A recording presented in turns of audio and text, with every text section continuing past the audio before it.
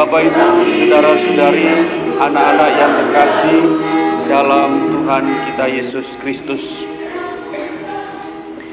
Dalam bacaan Injil pada hari ini, pada perayaan komuni pertama ini, Yesus mengatakan, "Barang siapa makan dagingku dan minum darahku, ia tinggal di dalam aku dan aku di dalam dia." Pernyataan Yesus ini adalah sesungguhnya merupakan undangan bagi kita semua sebagai orang beriman, sebagai orang-orang yang telah dibaptis dalam nama Bapa dan Putra dan Roh Kudus, yang telah dipersatukan menjadi anggota gereja, dipersatukan dengan Kristus. Kita diundang untuk lebih dekat dengan Yesus, yaitu kita ambil bagian dalam perjamuan, kita ambil bagian di dalam Ekaristi Kudus. Yesus ketika mengatakan bahwa barang siapa makan dagingku dan minum darahku, ia mempunyai hidup dan kekal, dan aku akan membangkitkan dia pada akhir zaman. Sesungguhnya mengatakan tentang dirinya sendiri bahwa Yesus adalah kurban, Yesus adalah pembebas bagi kita semua, yang menjamin keselamatan bagi kita semua. Yesus yang adalah Allah sungguh-sungguh menjadi manusia dan tinggal bersama kita. Di dalam hidupnya, dia pun mengorbankan dirinya untuk membebaskan kita dari segala dosa.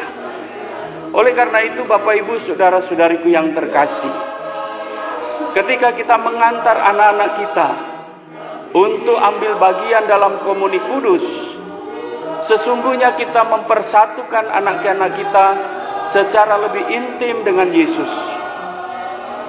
Sesungguhnya kita semakin membawa anak ini dekat dengan Yesus di dalam kehidupannya, dengan menyambut tubuh dan darah Kristus sendiri.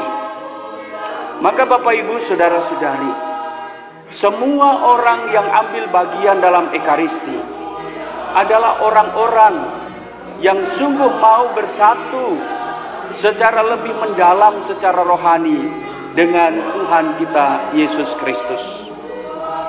Perayaan Ekaristi adalah perayaan kurban yang mengenangkan peristiwa yang terjadi di dalam kehidupan Yesus pada saat dia mempersembahkan hidupnya.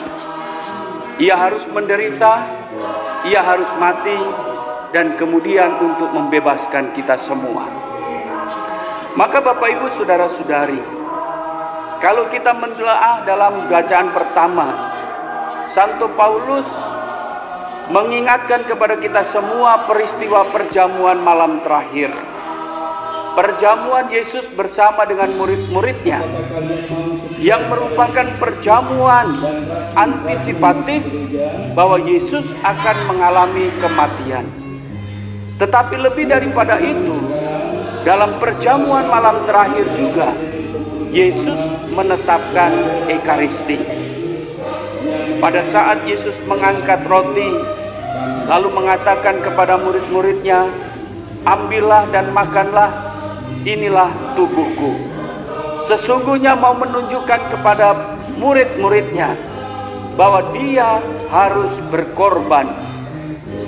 Dia harus mempersembahkan dirinya untuk membebaskan manusia. Dan persembahan diri itu nampak pada mana? Nampak ketika Yesus harus memikul salib, Yesus harus mengalami kematian, Yesus harus mempersembahkan diri. Maka Yesus mengatakan, "Inilah tubuhku yang kupersembahkan bagimu."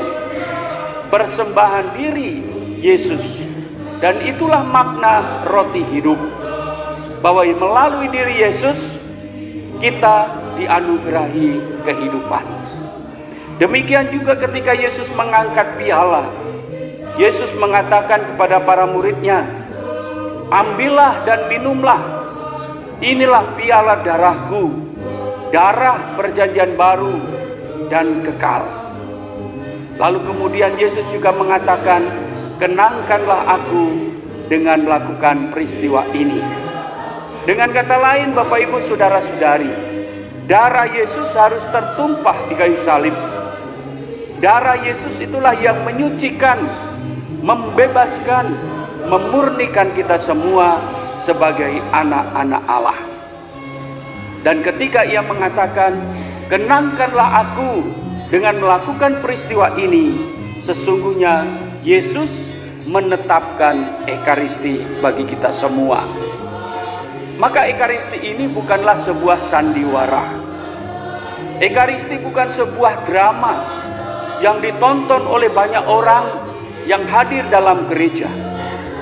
Ekaristi bukan sandiwara yang diperankan oleh pastor. Tetapi Ekaristi adalah sebuah peristiwa iman.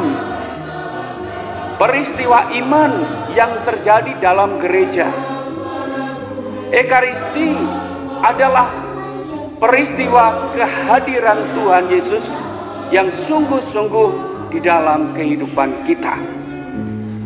Maka Bapak Ibu Saudara-saudari, realis presensia Christi hendak mau menyatakan kepada kita semua bahwa di dalam Ekaristi Yesus sungguh-sungguh hadir.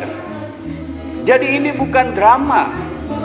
Maka kalau orang menyadari bahwa Yesus sungguh hadir di dalam perayaan Ekaristi secara nyata, walaupun disimbolkan dalam hosti kudus, namun Yesus sungguh-sungguh hadir.